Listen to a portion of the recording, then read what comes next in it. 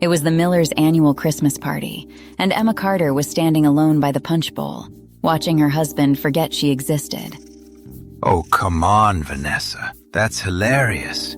You have to tell that story again. Stop, you're making me blush. You're terrible. No, seriously. You are the funniest person in this room. Possibly the funniest person I've ever met. Emma had been watching this for 2 hours. She walked over. Daniel, can we get some food together? I haven't eaten since... Yeah, in a minute, Em. You've said that 4 times. Emma, we're in the middle of a conversation. It's fine, Daniel. Go ahead. No, it's... Honestly, Vanessa, I'm sorry. My wife gets a little jealous at parties. It's a whole thing. Every head within 10 feet turned. Emma felt her face go hot.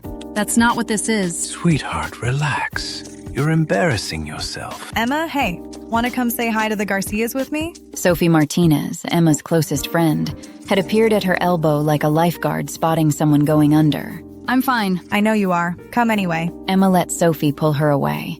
Behind her, she heard Daniel laugh at something Vanessa said. The whole room had already moved on. Emma was the jealous wife.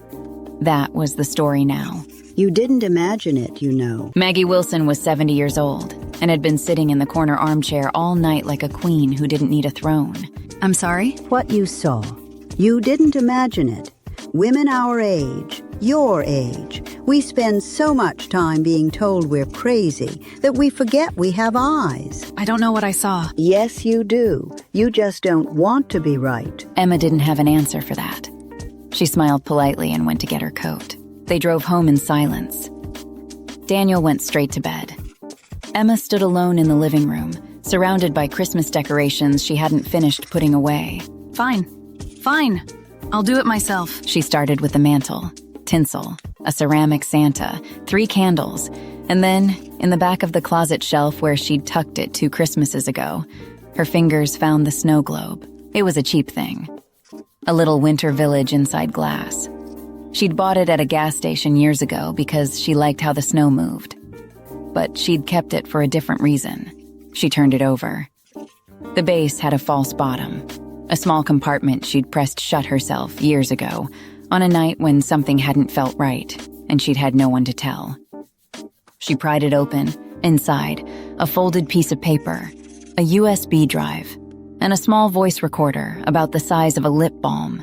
I forgot how much was in here. She sat down on the floor in her coat and scarf and didn't move for a long time. Daniel came downstairs at 9, looking like a man who had slept beautifully and felt no guilt about anything. Is there coffee? On the counter. Last night was fun.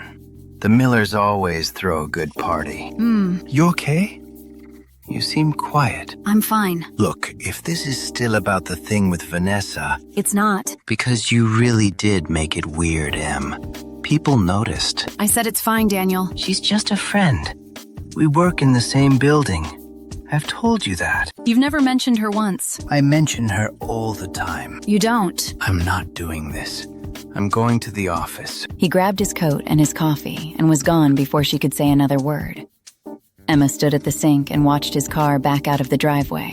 Same building. She went to get her laptop. For the next 3 days, Emma worked quietly and carefully. She didn't confront Daniel. She didn't cry. She matched old things to new ones, like pieces of a puzzle she'd been finding for years, without knowing what the picture was. The folded paper from the snow globe's base. A bank statement from 4 years ago. An account she didn't recognize. Small transfers every month, like a drip from a leaky faucet. The USB drive, photos, receipts, emails she'd forwarded to herself once, back when Daniel had left himself logged in, and she'd seen something that made her stomach drop. She'd never opened them again. She opened them now. The voice recorder. 3 short recordings. She'd made them without knowing exactly why. A phone call she'd overheard. A conversation through a half-closed door. His voice. And once, unmistakably, Vanessa's. Wait. Emma, how long have you had all of this? Sophie had come over with coffee and left with her mouth hanging open. Years. Some of it. I kept thinking I was imagining things. You were not imagining things. I know that now. What are you going to do? I'm going to do this right. I'm not going to blow up and give him a reason to say I'm hysterical. I'm going to get everything in order. Then I'm going to call a lawyer. Okay, yes. Who do we call? Maggie gave me a name. Last night, before I left the party, she pressed a card into my hand.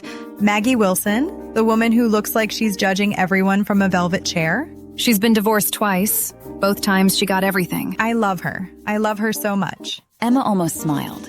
Almost. 2 days later, Emma drove to her father-in-law's house. Richard Carter lived in a big white house on the edge of town, full of antique furniture and the particular silence of a man who had always gotten his way. Emma, this is unexpected. Is Daniel with you? No, I came alone. I need to talk to you about something. Come in then. I'll have someone bring tea. I don't need tea, Richard. I need you to look at something. She set a folder on his mahogany table. He looked at it without touching it. What is this? Bank records. From an account Daniel opened in 2019. The deposits come from the household account, our account, the one I contribute to. Emma. He's been moving money, consistently, for 4 years.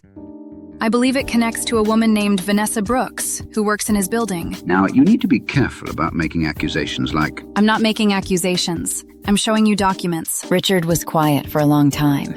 He picked up the folder. Where did you get these? I've been keeping records for a while.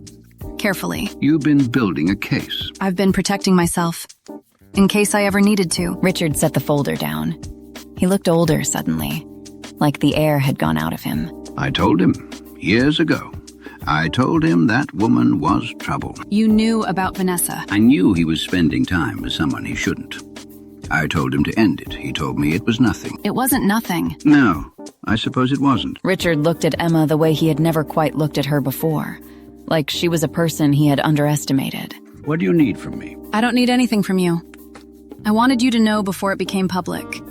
Because whatever happens, you have been kind to me, and you deserve to hear it first. She picked up her folder and left.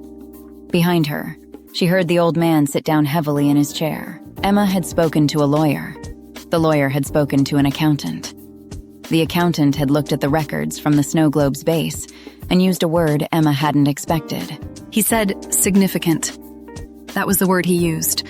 Significant like significant? Significant like 4 years of money moved into an account that paid for an apartment. Vanessa's apartment. He was paying her rent. He was paying her rent, her car, 2 vacations, and what appears to be a very nice bracelet last February. February, Valentine's Day. He got me a card. A card, Sophie, with a cat on it. A cat. It said, "You're perfect." I'm going to be sick. The lawyer says the financial stuff works in my favor for the divorce. A lot in my favor. The money came from joint accounts, so... So it counts. It all counts. Sophie reached across the table and squeezed Emma's hand. Are you okay? I think I'm going to be. That's not the same thing. No. But it's what I've got right now, and it's real, and that's more than I had a week ago. Daniel came home at 7. Emma was sitting on the couch. The snow globe was on the coffee table in front of her. The folder was next to it. Hey, what's for dinner? Sit down, Daniel. I was thinking we could order Thai. Sit. Down. Something in her voice made him stop. He sat. What's going on? I've talked to a lawyer. I've talked to a financial accountant. I have filed preliminary divorce papers, which were served to your office today at 3 o'clock. What? You'll want to get your own lawyer. Soon. Emma, what? Where is this coming from? Is this because of the party? Because I told you, Vanessa is just... She lives in the Parkwood building on 5th Street, apartment 4C. You've been paying her lease since March of 2020. You've also paid for a silver Toyota, 2 trips to Cancun, and a bracelet from a jewelry store on Harbor Road that cost $1,100. Daniel opened his mouth. Nothing came out. I know about the account. I have the statements. I have emails. I have recordings. You recorded me? You had a loud phone call. Emma, listen to me. Listen. Whatever you think you found, you have to let me explain. I don't, actually. You can't just... You've been going through my things? Spying on me? That's insane. That's actually insane behavior. You told a room full of people I was jealous and embarrassing. You said it to their faces while I was standing right there. You've been saying things like that for years. Every time I trusted my instincts, you told me I was crazy. And I believed you. She picked up the snow globe and held it. I found this while I was putting away Christmas decorations. I'd forgotten what was in the bottom. 4 years of things I'd saved because something never felt right. And I never let myself look at it all at once because I was too busy believing you instead of myself. Emma. A gas station snow globe just ended your lies, Daniel. That's really something. She set it back down. She stood up. There's a hotel 2 miles from here. I'd start packing. The next day, Emma drove to Maggie Wilson's house. She didn't have a reason. She just needed to go somewhere that felt safe. I heard he's staying at the Comfort Inn on Route 9. News travels fast. I'm old. I've had a long time to build my sources.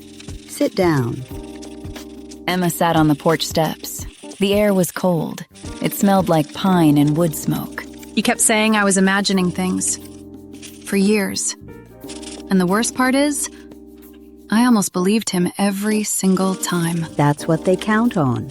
If they can make you doubt yourself, they don't have to change anything. You become your own jailer. I almost threw that snow globe away last Christmas. I almost just got rid of the whole thing. But you didn't. No, I don't even know why. Because some part of you knew. Some quiet part that doesn't listen to the noise. It just waits and watches and holds on to things until you're ready. It sounds almost wise when you put it like that. It was actually just me in a gas station parking lot thinking the little village looked pretty. Wisdom usually starts that way. Emma laughed. A real one. It surprised her a little. Thank you. For what you said at the party. I didn't realize how much I needed someone to just say, you saw it. It was real. It was real, and you're going to be fine. I know. Not just fine. Better. Emma looked out at the quiet street. Christmas lights blinked in the neighbor's window. Somewhere inside Maggie's house, a kettle started to whistle. I might take you up on that tea now. I was hoping you'd say that. The moral of this story: trust yourself. Because when someone works hard to make you doubt your own eyes, that is not love. It is control. Emma spent years being told she was jealous, sensitive, and crazy. And every time she believed that lie, she gave Daniel more power over her. The snow globe mattered not because it was lucky, but because Emma had quietly trusted her instincts enough to save things, even when she wasn't ready to look at them yet. The people who truly see you will never ask you to unsee what is right in front of your face. And no matter how long someone has been dimming your light, it only takes one honest moment and the courage to act on it, to take it all back.